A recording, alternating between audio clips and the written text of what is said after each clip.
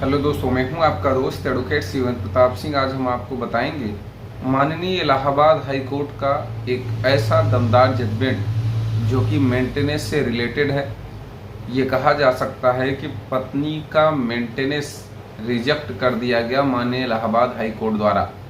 और क्यों रिजेक्ट किया गया और माननीय हाई कोर्ट ने क्या क्या गाइडलाइन दी, क्या क्या अपने ऑर्डर में मेंशन किया कि लोअर कोर्ट अर्थात फैमिली कोर्ट को किन फैक्ट्स पर, किन सर्कमस्टांसेस पर ध्यान देना चाहिए मेंटेनेंस का केस डिसाइड करते समय।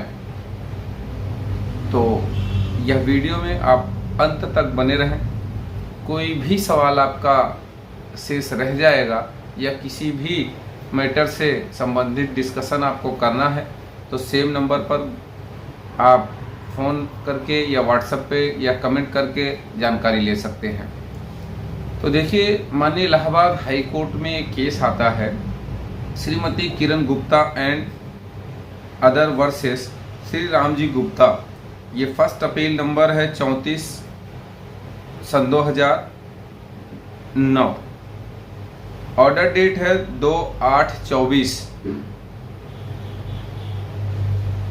अब सवाल इस बात का रहता है कि जब भी पति पत्नी में विवाद होता है तो अक्सर केसों में यही होता है कि पत्नी बच्चे सहित मायके में चली जाती है और पति के बार बार बुलाने पर भी वो आने से मना कर देती है या नहीं आती है। ऐसी स्थिति में जब पति सारी जद्दोजहद कर चुका होता है तो उसने डाइवोर्स का केस कर दिया। जब पति ने डाइवोर्स का केस कर दिया तो पत्नी ने मेंटेनेंस का केस कर दिया और मेंटेनेंस का केस कर दिया, बाद में अलाउ भी हो गया।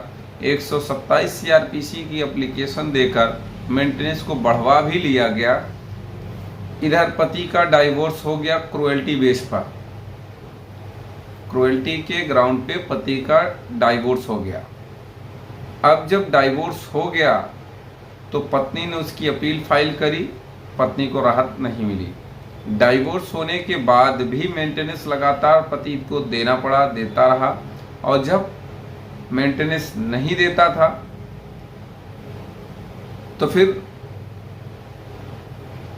उसके द्वारा, पत्नी के द्वारा पुनः एक केस फाइल कर दिया जाता था 125 सबसेक्शन 3 का। तो फिर उसे मजबूरी में देना पड़ता था। इस दौरान जब बार बार की यह प्रक्रिया थी, जब पति थक हार गया तो उसने वन टाइम सेटलमेंट की बात करी और 1,40,000 में वन टाइम सेटलमेंट हो जाता है, पति द्वारा पेमेंट कर दिया जाता है।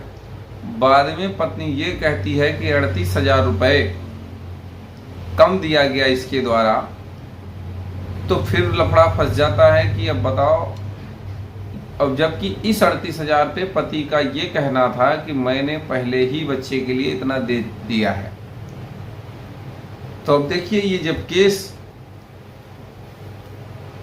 माननीय हाई कोर्ट में चैलेंज होता है पत्नी द्वारा तलाक के बाद भी, तो पति का कहना होता है कि मैंने तलाक के बाद मैंने दूसरी शादी कर ली, रीमैरिज कर ली, जिससे 3 बच्चे हैं और विधवा बहन भी है। तीसरी बात ये कि पति नौकरी पर भी नहीं है और फिर कंप्रोमाइज भी इसमें हो चुका है, जो कि पेमेंट पति ने दे दिया है, वन टाइम सेटलमेंट कर लिया है। अब माननीय इलाहाबाद हाई कोर्ट का क्या कहना था, क्या गाइडलाइन थी? हाई कोर्ट ने साफ शब्दों में कहा कि मेंटेनेंस डिसाइड करते समय किन बातों का, नीचे की अदालतों का, फैमिली कोर्ट का, लोअर कोर्ट का, किन बातों को ध्यान में रखना चाहिए वो क्लियर कर दिया। सबसे पहला तो फैमिली कोर्ट हमेशा मेंटेनेंस डिसाइड करते समय पैकेज का ध्यान देती है, पति कितना कमा रहा है। लायबिलिटीज का ध्यान नहीं रखा जाता है, पैकेज का ध्यान रखा जाता है, कि जो कि ये सरासर गलत है। उनकी इनकम को देखते हुए मेंटेनेंस केस नहीं डिसाइड किया जाना चाहिए। दूसरी बात ये, कोर्ट को चाहिए होता है कि केस के फैक्ट्स और सर्कमस्टांसेस को मद्देनज़र रखते हुए मेंटेनेंस केस डिसाइड किया जाए, जबकि फैमिली कोर्ट ऐसा नहीं करती है। तीसरी बात ये कि जो मेंटेनेंस केस लगाया गया, पति पत्नी की शादी कितने समय तक चली, ये भी बहुत बड़ी। कभी कभी तो ऐसा होता है कि 8-10 दिन ही औरतें ससुराल रहती हैं, उसके बाद जीवन में कभी नहीं रहती हैं, लेकिन केस दुनिया भर का। कभी कभी ऐसे भी केस हमने देखे हैं, सिर्फ 2 दिन ससुराल में पत्नी रही है, औरत रही है, और फिर दुनिया भर के केस। चौथी बात ये, क्या मामले में या दोनों के बीच तलाक हो चुका है? अगर हो चुका है तो क्या रीमैरिज पति ने किया है? अगर रीमैरिज कर लिया है तो भाई उसके भी परिवार की देखरेख उसकी ही जिम्मेदारी है, इसका भी ध्यान रखना चाहिए। पांचवी बात ये, क्या दोनों के बीच कभी कंप्रोमाइज हुआ था? उसका भी ध्यान रखना चाहिए। छठवीं बात ये,